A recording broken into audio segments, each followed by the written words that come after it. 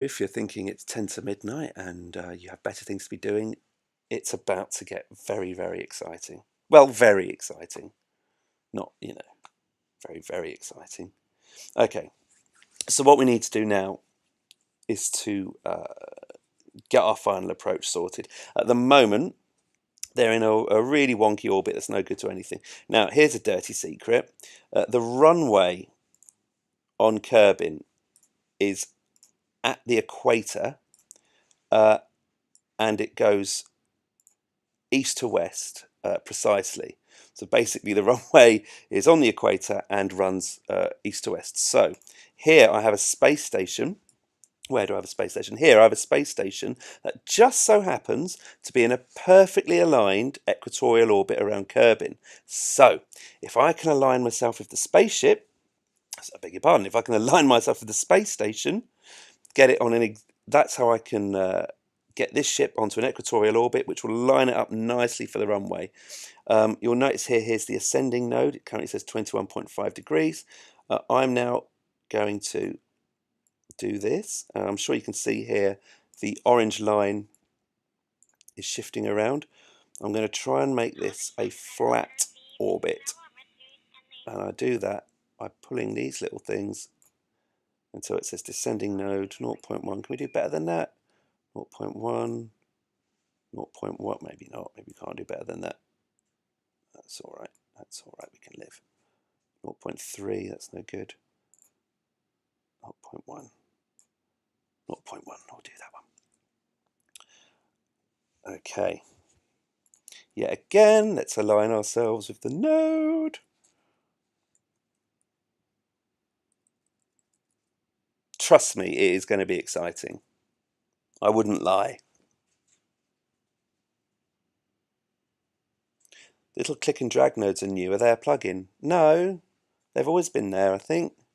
They're very useful though. Right now. So I'm just going to set my alarm clock. What's the estimated burn? Let's set the alarm clock for 2 minutes. Add the alarm. Let's fast forward to our next node. Whee!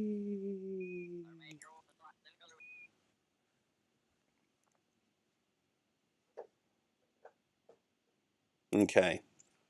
Here we are at the ascending node, and this is where we flatten our orbit. Let's just do it. Easy peasy.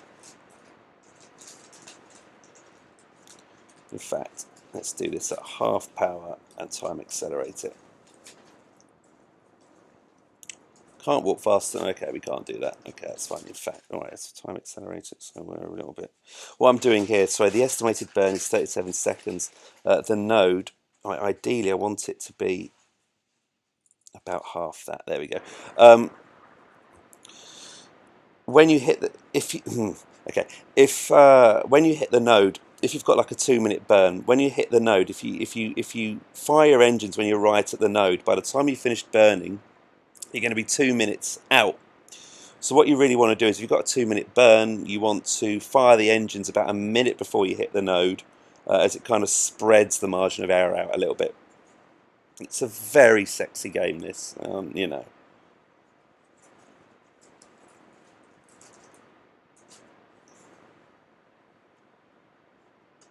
All right. The thrill of counting down to 0 again. I think we've got, after this, we should have one more big burn and then we're landing. Okay, how's our orbit looking? Pretty good. So what we have to do now is bring this apoapse down. Well, I'll show you here. So you can see we're in a really, really eccentric orbit. In fact, this orbit is taking us out more or less to the moon. We really don't want to go near the moon because it's going to completely and utterly screw us up if we go near the moon. We'll slingshot out of the solar system. Terrible. In fact, we're lucky that that hasn't happened. So what we're going to do is we're going to go to the periapsis here and fire. Whoops. We're going to go to the periapsis and fire retrograde. Come on.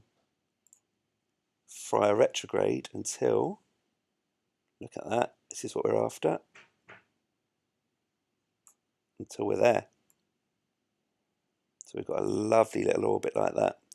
It's going to be another 720 meters per second. Let's quick save. The node's in 3 days. I really am racing through now. I'm aware of the amount of time this is taking, and I am sorry. Okay, let's do that. 2 minutes. Okay, let's point our nose towards the node.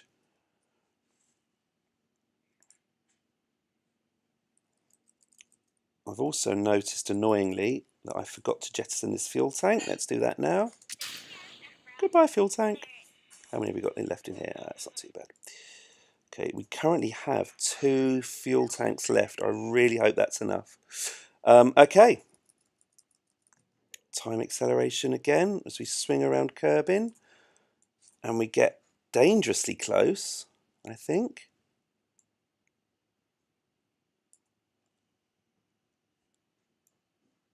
Here we go. Again, Jeb and Deswig looking out of their window at the planet beneath them.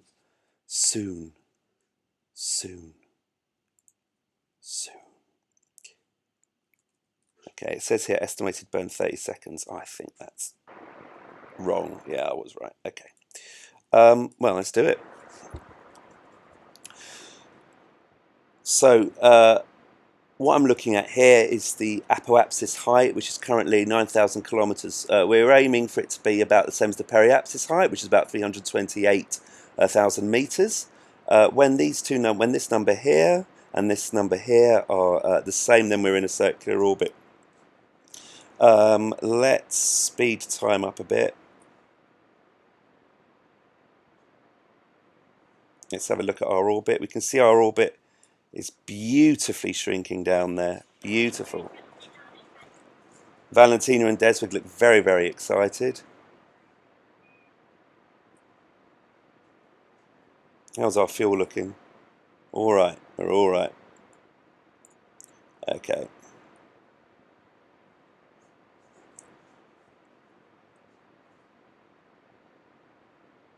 What I might be inclined to do actually is bring the periaps down to about 100,000 meters. Let's clinch this. Let's finish the deal. Okay.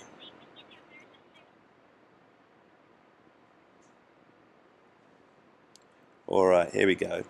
Sorry, I'm concentrating again. Whoops, what have I done? Okay. So as you can see here, let's take the node off. As you can see here, the orbit is now super tight around the planet. Our periaps is about 137. Our apoaps is about 333. One more burn. Well, how's our? Yeah, we're looking good. One more burn. One more burn. Let's bring this home.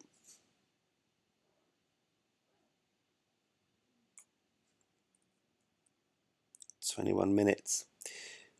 This is the final burn before descent. If you're watching this on YouTube, welcome.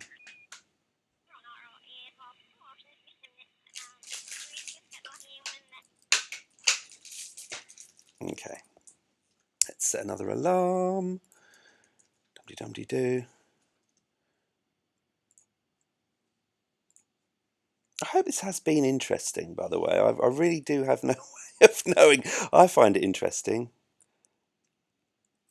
There were a few more fiddling. There's a bit more fiddling of manoeuvre nodes than I thought there would be, but it all does seem to have worked at least. Well, I say that, we haven't actually landed yet.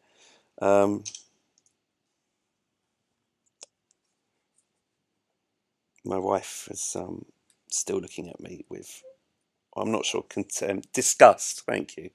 That's disgust. Right, here we go. Last burn. Look how close we are. Boom. How are we doing for fuel? We're doing all right for fuel. Look at this. In fact, fun fact, we're flying right over the Space Center. There right there, that is the runway. Just, oh, just there. Which I like because that gives you some idea of how impressive it'll be if we actually manage to land on it. Okay, here we go.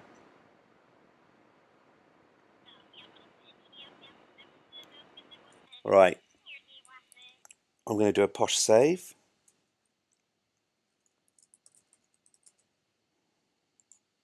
And let's just take a moment to thank the Valentina 3 for getting us back home and wish Valentina, Deswig and Jeb good luck on their final descent.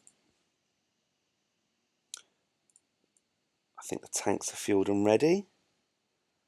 I think the plane's ready to go. It is time. It's time to detach. Here we go. It is time to detach. Thank you very much, engine module, and goodbye. We are now officially a space plane. Oh God, a bit of the. Oh dear, that's not supposed to be there. We are under our own power. Okay, time for a landing. Time for a landing. So, first order of business. Let's accelerate time so we can get this in some daylight. I'd rather land in daylight. I'm feeling it might be a little bit easier. That there, by the way, is the engine module, which is slowly getting further and further away from us. So that's all right. Right. So the runway. It's morning. It's morning above the Kerbal Space Center. If we go to the buoys, that is our target. That is where we're heading.